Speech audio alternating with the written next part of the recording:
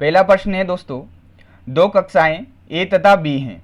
यदि कक्षा ए के 10 विद्यार्थी कक्षा बी में चले जाते हैं, तब कक्षा ए तथा कक्षा बी के विद्यार्थियों की संख्या का अनुपात पहले के अनुपात का व्युत्क्रम यानी कि उल्टा हो जाता है।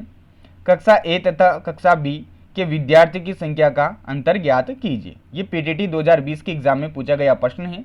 4 ऑप्शन यहाँ पर मैंने मेंशन कर रखे हैं। आप सभी विद्यार्थियों को अगर इस प्रश्न का उत्तर आता है तो आप सभी विद्यार्थी इस प्रश्न का उत्तर कीजिए। बाकी जिन विद्यार्थियों को नहीं आता है वो इसका सोल्यूशन देखिए किस प्रकार से आप इस प्रश्न को करोगे। ऐसे प्रश्न जनरली आपके एग्जाम में पूछे जाते हैं जो कि बेसिक क्वेश्चन होते हैं। आपको लैंग्वेज को अच्छे से पढ़ना होता है और इनका उत्तर निकालना होता है।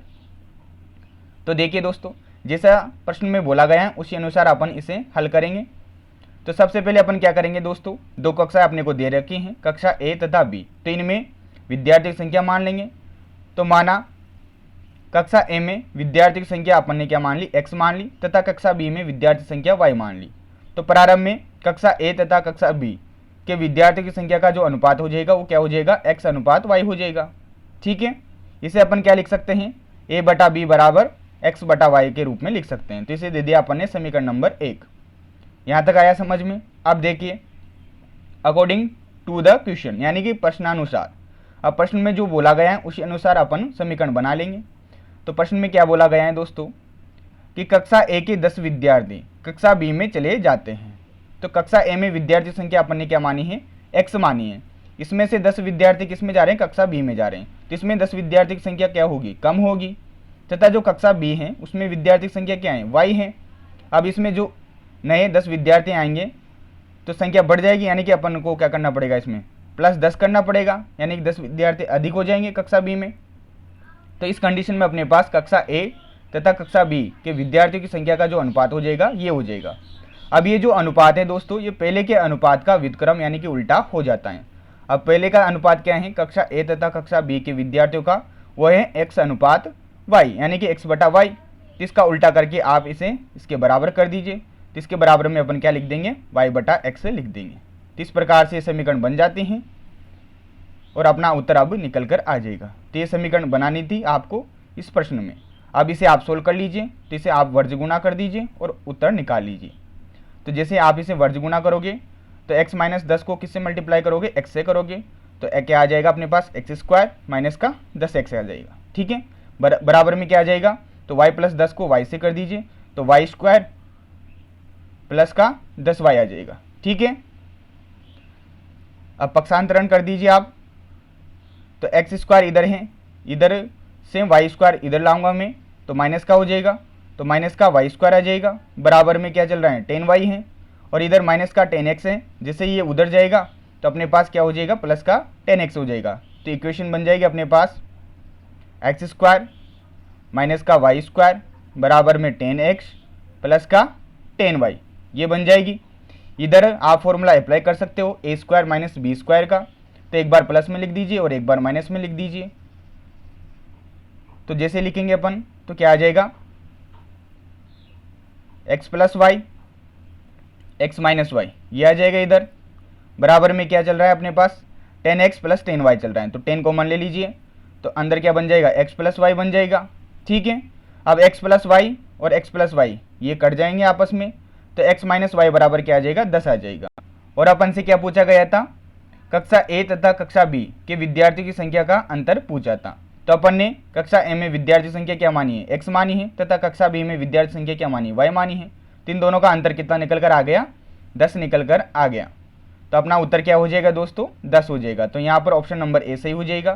कक्षा ए तथा कक्षा बी के विद्यार्थी की संख्या का जो अंतर है वो 10 है। इस प्रकार से आपको ये प्रश्न हल करना था जो कि आपके एग्जाम में पूछा हुआ है। ठीक है, अगला प्रश्न देखिए सभी विद्यार्थी। प्रश्न नंबर 2 है दोस्तों, मोहन के पास 20 रुपये तथा 5 रुपये मूल्य के कुल 30 नोट हैं। उसके पास नोटों का कुल मूल्य 300 रुपये हैं। तो उसके पास 20 रुपये मूल्य के कितने नोट हैं। यह आपके पीटीटी के एग्जाम में पूछा गया प्रश्न है। ऐसे प्रश्न मैंने आपको हल करवा रखे हैं, तो आप सभी विद्यार्थियों को इसका उत्तर आना चाहिए। किस प्रकार से हल करते हैं ऐसे प्रश्नों को, तो काफ़ी आसान ये प्रश्न होते हैं। पहले प्रकार के जो नोटों की संख्या है वो अपन क्या मान लेते हैं, x मान लेते हैं। यानी कि जो 20 रुपये के नोटों की संख्या है मोहन के पास वो x हैं। कुल कितने नोट हैं? 30 नोट हैं।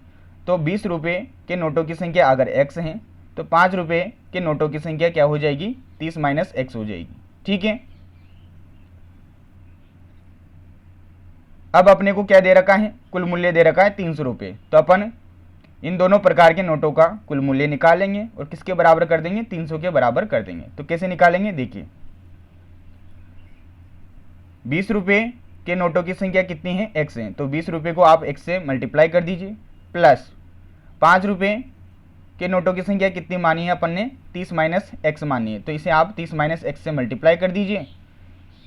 इन दोनों का जो मूल्य आएगा उसका योग आएगा, वो किसके बराबर आएगा? 300 के बराबर आएगा। ठीक है, तो 300 के बराबर कर दीजिए। इस प्रकार से ये समीकरण बन जाती हैं। इसे आप हल कर लीजिए।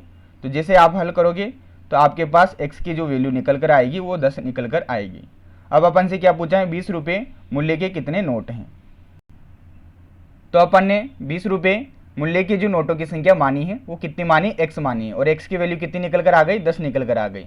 यानी कि 20 रुपये मूल्य के जो नोट हैं मोहन के पास, उनकी संख्या 10 हैं। तो 10 20 रुपये के नोट हैं, तो 5 रुपये के नोट कितने हो जाएंगे? तो टोटल 30 नोट हैं। तो 30 में से आप 10 माइनस कर दीजिए। जैसे 10 माइनस करोगे तो अपने पास संख्या निकल कर आ जाएगी 5 रुपये की मूल्य के नोटों की, वो आ जाएगी 20। यानी कि आप इसे चेक भी कर सकते हो। देखिए, 20 रुपये के कितने नोट हैं? मोहन के पास 10 नोट हैं। तो इनका मूल्य कितना हो जाएगा? 200 हो जाएगा। 5 रुपये के कितने नोट निकल कर आए? 20 नोट निकल कर आए। तो 20 को 5 से मल्टीप्लाई करोगे तो कितना आ जाएगा? 100 आ जाएगा। तो 200 और 100 टोटल मूल्य कितना हो गया मोहन के पास? 300 हो गया। और यही तो दे रखा था, कुल मूल्य कितना है? 300 है। तो इट मीन्स अपना जो हल है ये सही है। ठीक है, तो यहाँ पर सही ऑप्शन हो जाएगा ऑप्शन नंबर बी। अगला प्रश्न देखिए सभी विद्यार्थी। अगला प्रश्न है दोस्तों प्रश्न नंबर 3। एक नाव की चाल शांत जल में 30 किलोमीटर प्रति हावर है। यदि धारा की चाल 6 किलोमीटर प्रति हावर है तो धारा की दिशा में 108 किलोमीटर की दूरी तय करने में नाव को कितना समय लगेगा? समय यहाँ पर पूछा गया है। तो इस प्रकार का प्रश्न आपके पीटीटी के एग्जाम में पूछा हुआ है। आप सभी विद्यार्थियों को इसका हल निकालना है और फिर उत्तर कमेंट करना है। तो किस प्रकार से ऐसे प्रश्नों को हल करते हैं वो मैं आपको बता देता हूँ। शांत जल में अपने पास चाल दे रखी है 30 किलोमीटर प्रति आवर तथा धारा की जो चाल दे रखी है वो दे रखी है 6 किलोमीटर प्रति आवर। चूंकि अपन धारा की दिशा में ही नाव को ले जा रहे हैं तो अपने पास नाव की चाल क्या हो जाएगी? वो हो जाएगी 30 प्लस 6 यानी कि 36 किलोमीटर प्रति आवर हो जाएगी। इस कंडीशन में अपने पास जो नाव की चाल है शांत जल में तथा धारा की जो चाल है ये दोनों चाल क्या हो जाती हैं? ऐड हो जाती हैं। तो कुल अपने पास धारा की दिशा में नाव की चाल आ जाएगी 36 किलोमीटर प्रति आवर। जब अपने पास चाल आ चुकी है, दूरी दे रखी है 108 किलोमीटर की, तो समय अपन निकालेंगे। समय बराबर होता है दूरी बटा चाल। तो दूरी कितनी तय करनी है? 108 किलोमीटर की करनी है। तो 108 किलोमीटर आ जाएगा ऊपर, बटा में चाल आता है। तो चाल कितनी निकल कर आए अपने पास धारा की दिशा में नाव की? वो आई है 36 किलोमीटर प्रति आवर। तो 108 में आप 36 का भाग कर दीजिए। जैसे ही 108 में मैं 36 का भाग करूँगा तो कितनी बार जाएगा? 3 बार जाएगा। किलोमीटर से किलोमीटर कट जाएगा, समय किस में आ जाएगा? हावर में आ जाएगा। यानी कि जो अपने पास टाइम निकल कर आ गया है वो 3 आवर का निकल कर आ गया है। तो इस प्रश्न का जो उत्तर हो जाएगा 3 घंटे। 3 घंटे का समय नाव द्वारा लिया जाएगा दोस्तों 108 किलोमीटर की दूरी तय करने में। किस दिशा में? धारा की ही दिशा में। जबकि धारा के विपरीत पूछता तो आपको क्या करना पड़ता?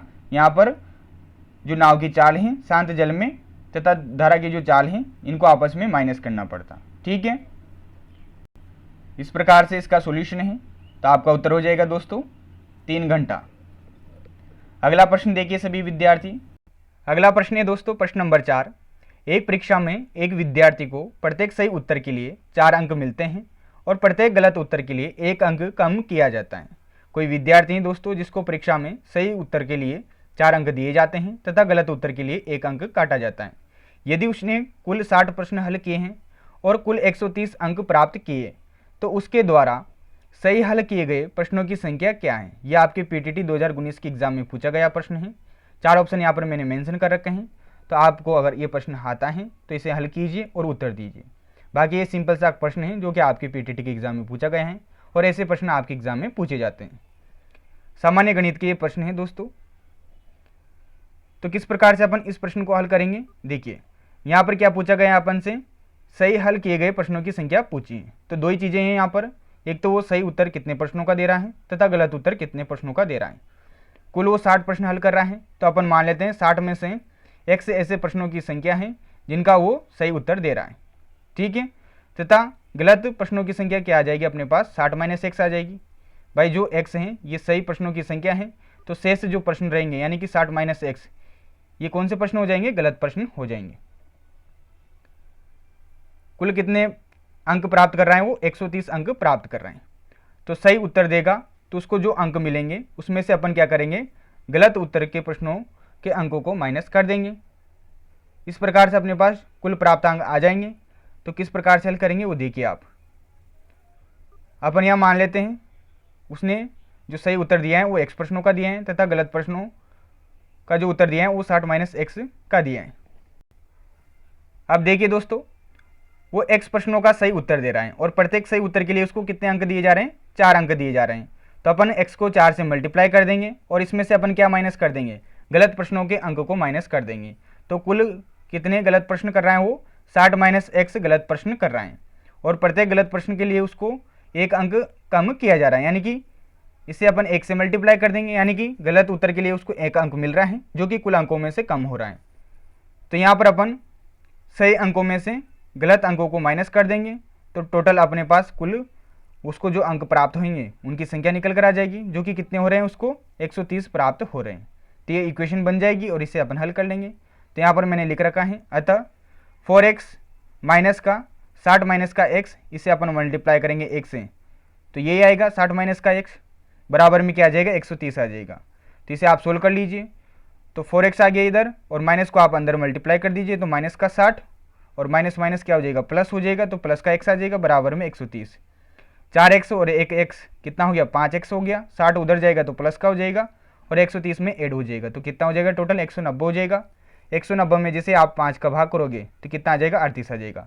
तो x की वैल्यू कितनी आ गई, 38, और यही अपना क्या हो जाता है, उत्तर हो जाता है, क्योंकि अपन ने x क्या माना है, सही प्रश्नों की संख्या मानी है। तो 38 ऐसे प्रश्न हैं जिनका वो सही उत्तर दे रहा है, ठीक है। तो यहाँ पर ऑप्शन नंबर बी सही हो जाएगा। अगर आपसे पूछ लिया जाता कि कितने गलत प्रश्न कर रहा है, तो कुल वो 60 प्रश्न हल कर रहा है, जिनमें से 38 ऐसे प्रश्न हैं जिनका वो सही उत्तर दे रहा है। तो 60 में से आप 38 को माइनस कर दीजिए, तो अपने पास गलत प्रश्नों की संख्या निकल कर आ जाएगी 22। तो 22 तो प्रश्न क्या कर रहा है, वो परीक्षा में गलत कर रहा है तथा 38 प्रश्न सही कर रहा है। इसे आप चेक करना चाहते हो तो चेक भी कर सकते हो। 38 ऐसे प्रश्न हैं जिनका सही उत्तर दे रहा है और सही उत्तर के लिए उसको 4 अंक दिए जा रहे हैं। तो 38 को जैसे मैं 4 से मल्टीप्लाई करूंगा तो अपने पास उसके जो कुल प्राप्तांक हैं वो निकल कर आ जाएंगे। तो 8 चौक 32 का 2, हासिल का 3, 4 तिया 12 और 3 15। तो सही उत्तर के लिए उसको कितने अंक प्राप्त हो रहे हैं, 152 अंक प्राप्त हो रहे हैं। अब इनमें से अपन क्या माइनस कर देंगे दोस्तों, गलत प्रश्नों के अंक माइनस कर देंगे, क्योंकि गलत प्रश्नों के लिए उसको 1 अंक कम किया जा रहा है। तो गलत प्रश्न कितने हल कर रहा है वो, 22 प्रश्न गलत कर रहा है और प्रत्येक गलत प्रश्न के लिए उसको 1 अंक मिल रहा है। तो टोटल यहाँ पर अंक हो जाएंगे गलत प्रश्नों के 22।